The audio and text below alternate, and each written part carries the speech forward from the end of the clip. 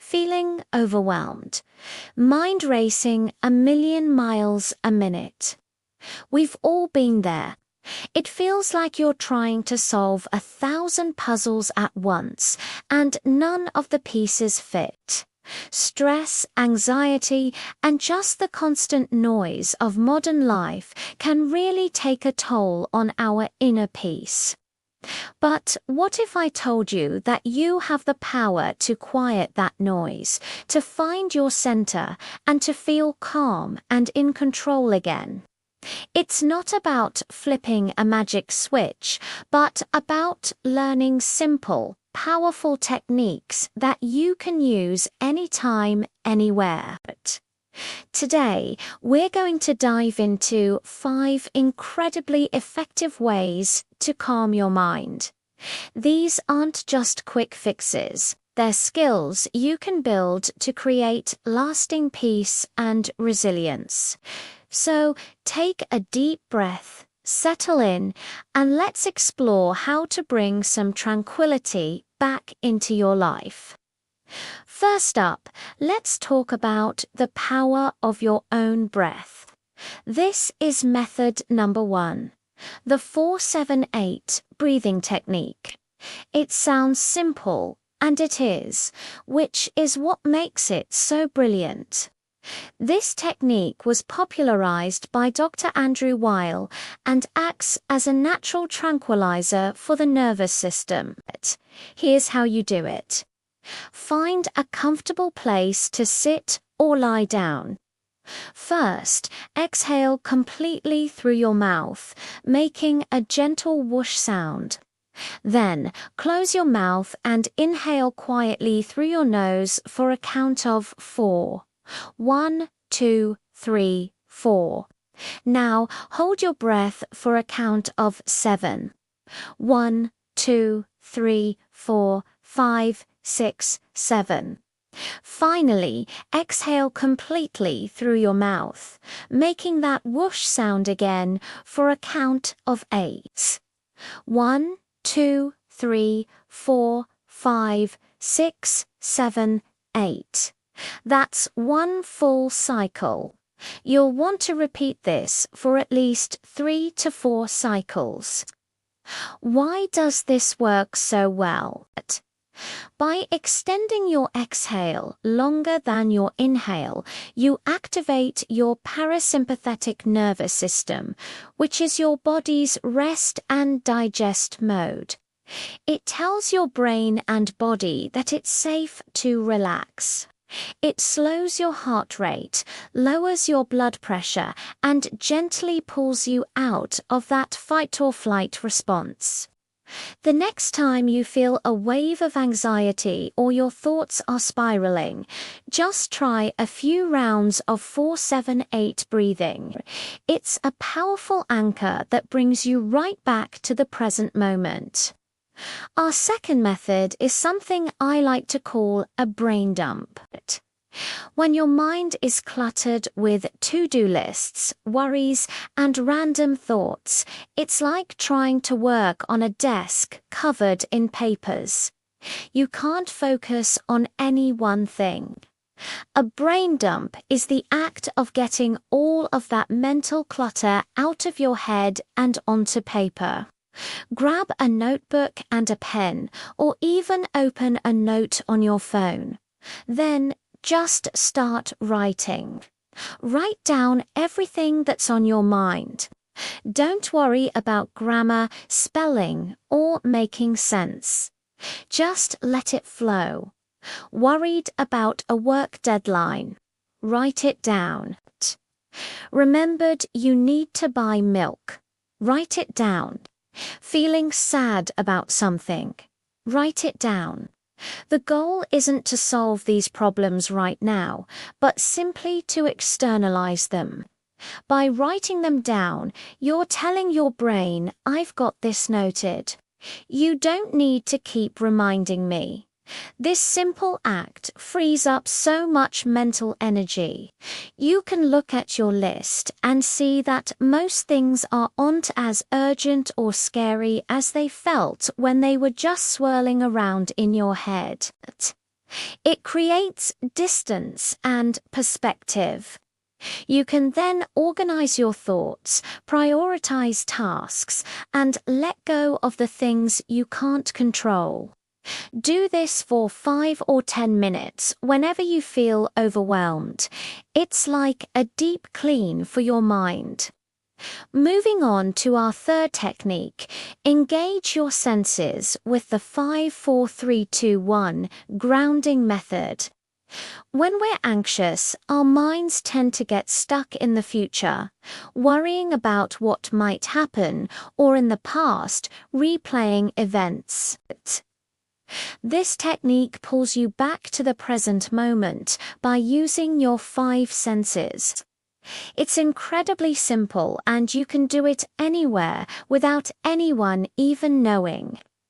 Let's try it together right now. Wherever you are, pause and look around. First, name 5 things you can see. It could be your computer screen, a plant in the corner, the color of the wall, a picture on your desk, a speck of dust. Really look at them. Next, name 4 things you can feel. Maybe it's the texture of your chair, the smoothness of your phone, the fabric of your clothes against your skin, or the temperature of the air. Then, name 3 things you can hear. Listen closely. It could be the hum of your computer, distant traffic, your own breathing, or the ticking of a clock. After that, name 2 things you can smell. This one might be a little harder, but try to find a scent. Maybe it's the coffee on your desk, your hand lotion, or just the scent of the room itself. And finally, name 1 thing you can taste. Maybe you can still taste your last meal, or you can just notice the taste inside your mouth. This exercise works by shifting your focus away from your racing thoughts and onto the physical world around you. It anchors you in the here and now, which is a place where anxiety has much less power. Our 4th method involves getting your body moving. I'm talking about mindful movement. This isn't about an intense high-impact workout, although that can be a great stress reliever too. Mindful movement is about connecting your body and mind through gentle, intentional motion.